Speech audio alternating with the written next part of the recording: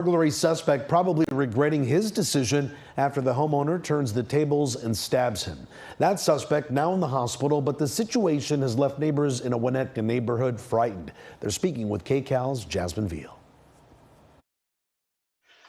Security cam video shows a man carrying what appears to be some type of shovel rattling the front door of this Winnetka home.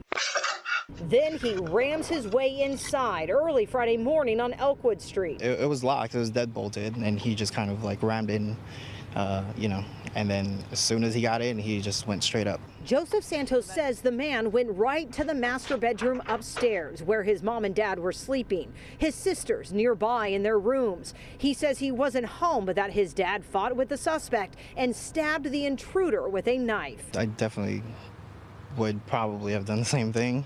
We're a super close family, so it's, we're all we have, and he needed to do what he had to do. There's a trail of blood from the front door down this sidewalk as the suspect who was stabbed stumbled outside, and it was right here where he was arrested by police and taken to the hospital in stable condition. My thoughts is everybody has a right to defend himself or his family. This neighbor says the same man was on his property before the break-in while his own teenage children were sleeping. He come over the fence, he went to my roof.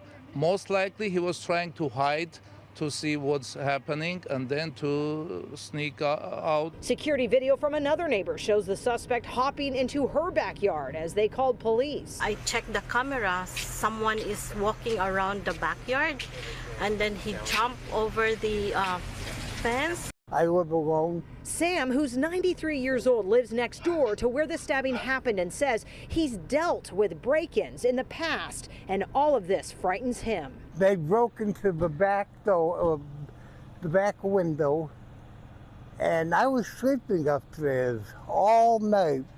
They could have come up and killed me, but they didn't. Thank God. Santos says most importantly, he arrived home to find his family safe. I'm just glad that they didn't get injured. In Winnetka, Jasmine Viel, KCAL News.